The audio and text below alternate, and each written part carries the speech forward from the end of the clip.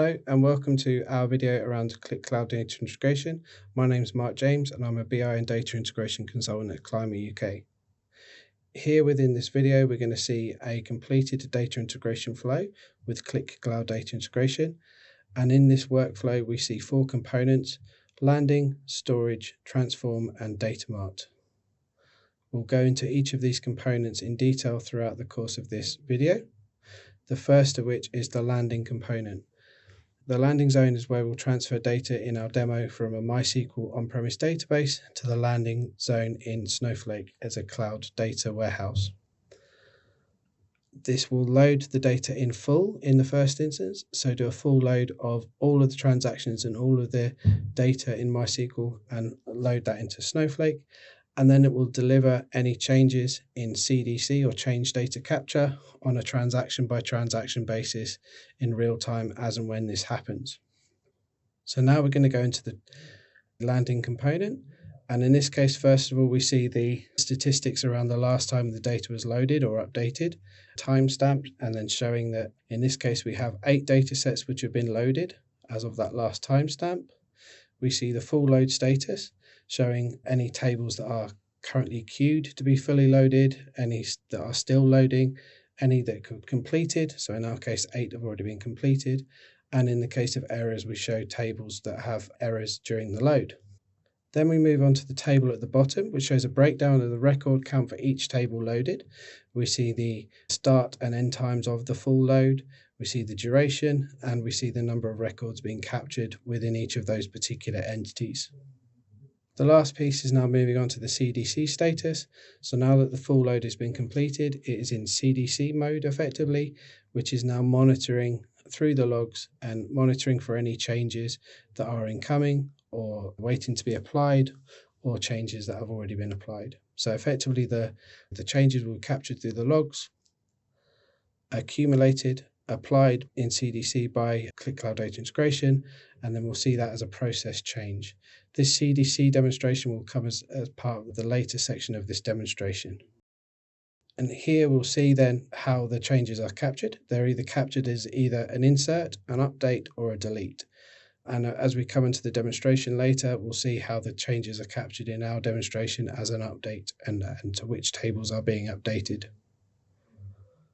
Now we'll switch to the design to look at the setup.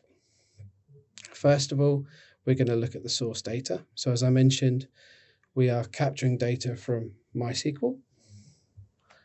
Here we are connecting to the on-premise MySQL database through our data movement gateway. And we can see here that we're connected to the schema, and we can do a search to actually see all of the different entities that are available to us.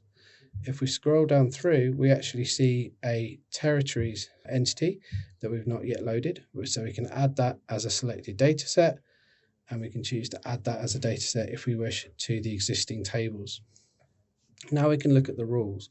The rules can be applied at various different stages throughout this workflow, but here we're going to actually demonstrate creating a rule to simply uppercase the values of the attributes or the columns within a particular table. So we're going to rename a column. We're applying this against a global scope to affect all of the tables. And we're simply just going to change the case to uppercase, or we can indeed change it to lowercase if we wanted.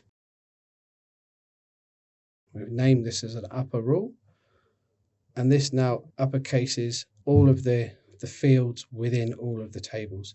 We could do the same principle as a separate rule, for example, to uppercase all of the values or all of the names of the entities within our model. So for example, uppercasing the order details table, for example. And here then we are back in the workflow, and we're going to move on to now look at the storage component. So now we're looking at the storage area component. We can see here when we go into it that it's already running. So we're going to switch over to the design of this component. The first thing to talk about is in the settings, which are live views. You'll see here that I've actually switched off live views across all of the entities. So no views are by default created as a live view for any of the entities.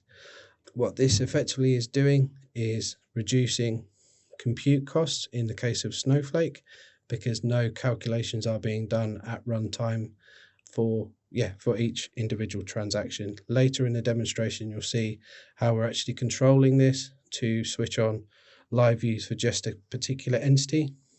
Now what we'll do is show how scheduling can work here, that we're actually scheduling this for every minute. Typically in a production environment, you'd maybe do this every hour, every 3 hours, to sort of reduce the amount of burden and the amount of throughput on your end data warehouse in the case of Snowflake. If you think about the live views that we've done, what this effectively is doing then is it's only then providing the live view capability on one particular table. So if we're loading the data, if we're running this particular storage task every 3 hours, the live view is providing an up-to-date live view of that particular entity or table. So the order details table, for example, we would see that as current and up to date. All the other tables would have to wait until the 3-hour window then passes for the next storage task to be run. So now we can actually look at all the details, and as we see here, we've already created a new attribute called revenue, and you can see here how that's been defined as quantity times unit price, and then the product of that times 1 minus discount. So effectively it's a formula that we're defining. We're putting here 10 times 10 and then timesing that by 0.2, and you'll see there the value of 80. So the calculation works correctly, and we've tested that expression. And here now when we actually look at the settings for order details, we can see that we've got live view switched on. So this comes back to my earlier point that regardless of the schedule, let's say this is run every 3 hours or every 6 hours, this live view provides you a live up-to-date view of the order details entity in isolation. So if you want to see a live real-time view of your orders at any time, or whatever particular entity you want at any time, this live view switched on at the entity level is advantageous and beneficial for you. So as we say, this will actually reduce the overall compute costs in your data warehouse. In this next component, we're going to look at the transform component, where we can do further transformations of the data if we wish. But the advantage in the main with transform is that we can actually add our own custom SQL statements, which we're actually going to demonstrate shortly. So on the left-hand side, we have our source tables taken from the storage area. And on the right-hand side, we have our tables in the target, so our Snowflake schema being created. And we're actually going to demonstrate here now how we can use custom SQL scripts. So we're going to choose 2 particular tables, so the categories table and the products table, and we're going to add a SQL-based data set. I won't go into huge detail with a full-blown example of a SQL script, but effectively we could use typical SQL statements as you wish here to transform and create a completely brand new entity. So we could effectively concatenate and join fields from the categories table and from the products table to create a completely new entity that doesn't exist already in the Snowflake data warehouse. So now we're actually in the dataset section. We can apply more rules if we wish, but now we're going to move on to the model area, and this shows you how the entities themselves are already related. I've gone through the process of building this already according to the recommendations. So if you were to do this from the beginning, you would have a lot of recommendations that Qlik Cloud Data Integration is making on how the table should be joined. But we'll see here that there is one further entity that's not yet joined, and we can show how that is actually going to be joined. So orders to shippers, and we can actually add a relationship from orders to the shippers field to make that work. So we're linking from orders to shippers, and we're linking the shipper ID to the ship via field in the orders entity already. This will create that complete relationship. We've now actually defined that relationship, and when we press OK, we'll see the model has now been complete. This model is now complete, and we can actually use this in a later section, in the Data Mart section, to drive our Data Marts from. Again, in this case, we're now looking at scheduling.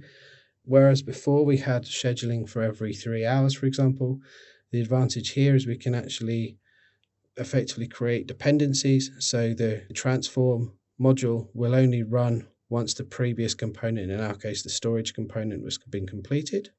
So now in this final component, we're going to look at the Data Mart component, which comes off of the transform component. Here we're creating the star schema that's going to be used by any of our analytics applications, such as ClickSense, Tableau, Power BI, for example. That you'll see in the middle a fact table, so we can actually add a fact here. And what we're going to do is add a concatenation of order details on orders. So I'm choosing order details, and I can actually also bring in orders into that, and I create a new fact table. And now we can actually add our dimensions, and you basically repeat the process for all of the dimensions you want to bring in our case, first of all, categories and all the different dimensional tables. We repeat the process, and as you'll see, you see a recommendation of the dimensions on the right hand side, where we're actually now associating the shipper's dimension. In your case, from an empty project, you'll see a lot more recommendations, and you just follow that approach to complete the star schema as you see in the middle of the screen. So we now see the shippers has been added in the star schema to order details. And we can now, in a similar vein, look at the scheduling. And as before with the transform component, we can make that reliant upon the transform component once that's completed. And there we see we're back at the complete workflow, ranging from the beginning of landing the data from MySQL into Snowflake using the landing component, moving on to the storage, where we can do a bit of transformation, lightweight transformation in creating that revenue attribute, the transform module, where we can actually use our own custom SQL script and push down custom SQL into Snowflake in our case. And then the final component of the Data Mart, we're actually automating the provision of the Data Mart.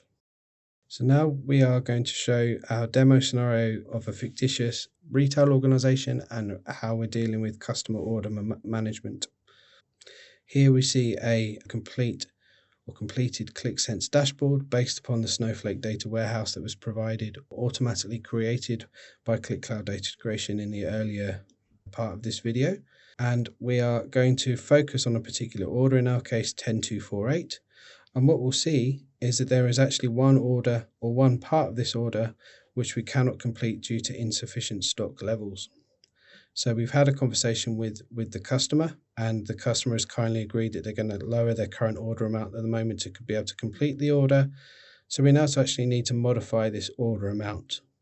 Typically a customer would do this in their order management systems, but in our demonstration we're just switching over to dbeaver to update that particular order.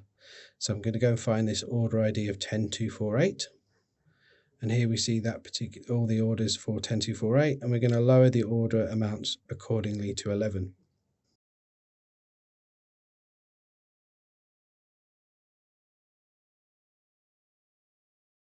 That update has now been applied, and this is now updated into the MySQL database. So now we can switch over to Qlik Cloud Data Integration and look at the landing component to see that the change has been captured.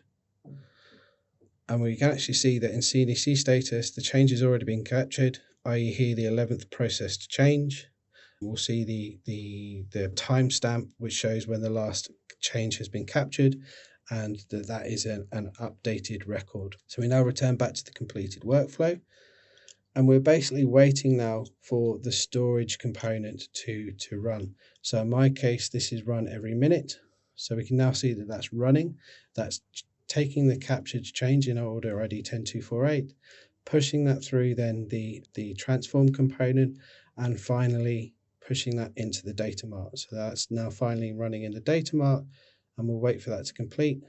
And now the Data Mart has been updated and the whole workflow has been completed with the new change to that new record in order ID of 10248. If we're now switching back into the ClickSense dashboard, what we can do is reload back from that Snowflake data warehouse. And once that reload is completed, we'll see then that the RAG status that was red at the moment now switches over to green to show that we're successful. and the order ID can now be processed because we have sufficient stock levels, and ultimately we'll have a happy customer. So what that's showing there is how we've used Qlik Sense to analyze our order fulfillment, and we've used Qlik Cloud Data Integration to capture the change to that particular order. That change has been captured and automatically pushed through to the Data Mart, which can then be updated and shown in the Qlik Sense dashboard. So thank you for your time, and we hope you found this video informative and useful. And if you have any projects or interest in Qlik Cloud Data Integration, please reach out to us at the Climber UK team.